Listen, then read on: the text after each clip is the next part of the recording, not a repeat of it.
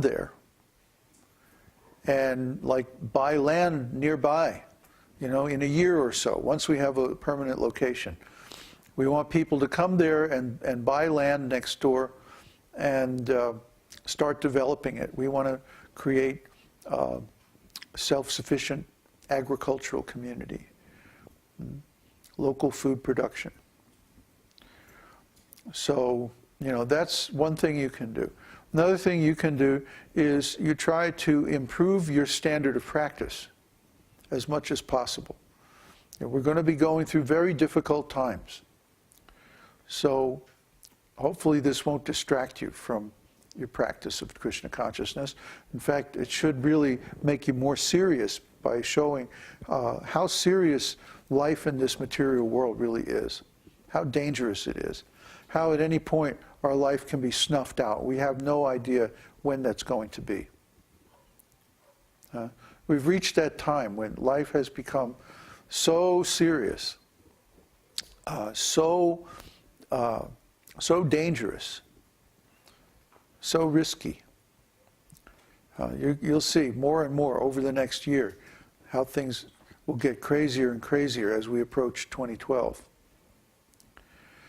So don't let these things stop you. In fact, let them encourage you more and more to get serious and to chant the holy name purely without any offense. That's the best thing you can do.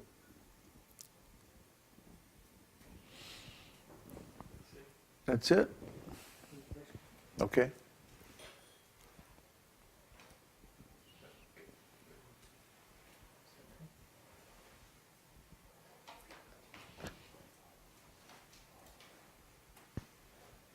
In the beginning stages, when the disciple is trying to offer service to the guru, many times the service is contaminated by bad intelligence or misunderstanding or impure motives or other kinds of impurities, and then we get correction from the guru, and then like that slowly we learn better and better. In your case, after Śrīla Prabhupāda left this world, did you ever find yourself floundering about, is this service acceptable to Śrīla Prabhupāda, and did you get direction? No, I never had to worry about that. I was very clear what Śrīla Prabhupāda wanted, because I had taken the time to study his books very deeply. I felt that I knew Śrīla Prabhupāda really, really well, because I had read his books, at least 3 times, each of his books. So by the time that I left ISKCON, went independent, it was very, very clear in my mind what Śrīla Prabhupāda wanted. What was not clear was how I could ever offer it to him. Because I had such limited, a limited idea of my own ability to serve. That was the biggest impediment to my service, or to continued service to Śrīla Prabhupāda. To me, it was very clear, and Śrīla Prabhupāda himself, when I was in his personal service, when I was doing, lining up his engagements in India and stuff like that, he never chastised me. He never corrected me.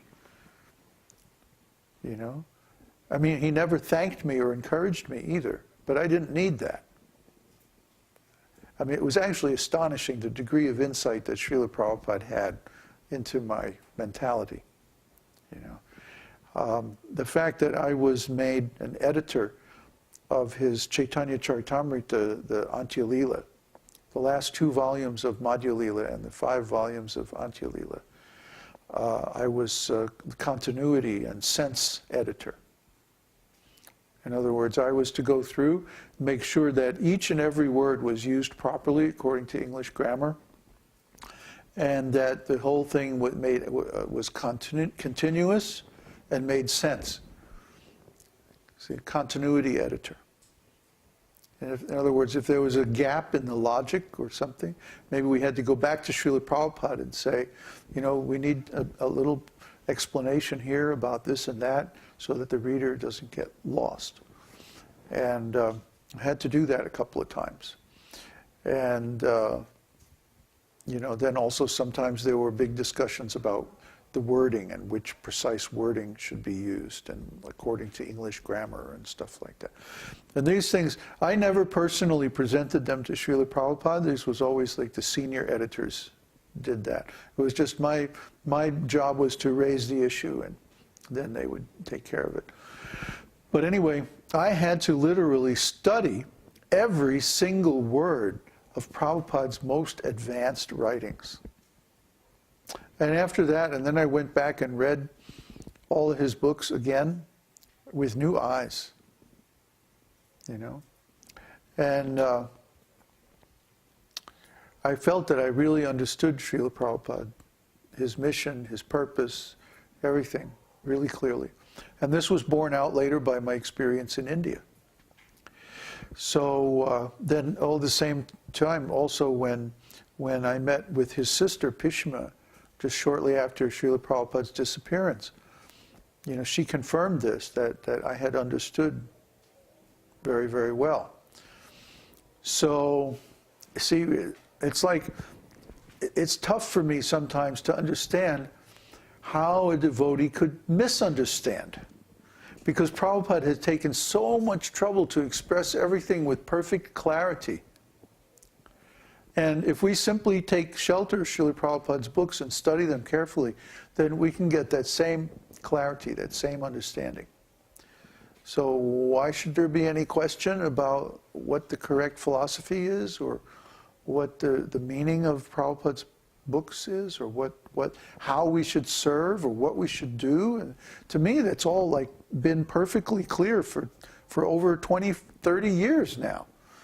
So it's very hard for me to understand how a devotee could misunderstand any of that, because it was so clearly and perfectly expressed in Prabhupada's books. So if sometimes I seem to lack patience for devotees' misunderstandings, it's because it's very difficult for me to understand how anyone could misunderstand. Prabhupada did an excellent job. And he had expert help, expert editors and expert publishers and like that. So those books are, as clear as they can possibly be. All we have to do is actually read them and study them. Clear our misunderstood terms, keep the dictionary open by our side, look up those words, get the exact definition for each and every word, and then the meaning will be clear. I mean, how many times do I have to say that before people actually do the work? It's like I'm getting tired of saying it. People say, well, why don't you teach more on the beginning level so that everybody can understand? I am teaching on a beginning level. You want me to teach before the beginning level? No, I already did that. I'm not going to do that anymore. Now the people who are coming, by now they should know many, many things. They should have some background, some familiarity.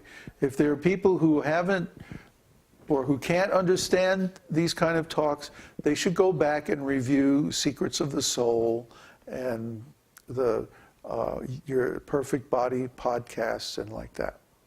All of those things, everything is discussed. All the preliminaries, exhaustively discussed. So we don't need to talk about that stuff anymore. We need to talk about the more advanced stuff, which is actually still beginning level. If there's some question of misunderstanding, if there's some question of offenses, if there's some question of anarthas, we're still in the beginning Kanishta Adhikari level. We have not understood what is devotional service. The gateway of Madhyama Adhikari opens when one understands this philosophy as it is. And he conquers his anarthas. That's the beginning of Madhyama Adhikari. See? That's the beginning of even the possibility of spontaneous devotional service. And that's still in the realm of sadhana. That's still in the realm of practice. It's still not the real thing. It's still the developing stage. So try to understand. From my perspective, the things that we're talking about are very, very, very neophyte. And to me, it's hard to understand how anyone would still have all those issues when they've been so perfectly and exhaustively discussed in Prabhupada's books. You know? So, you know, the answer is always study, study, study, study, practice, practice, practice. That's, you know, and I can't do that for you. You know?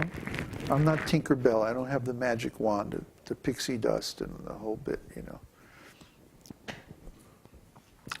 But the holy name, remember, the holy name is a desire tree. So whatever you desire while you're chanting the holy name,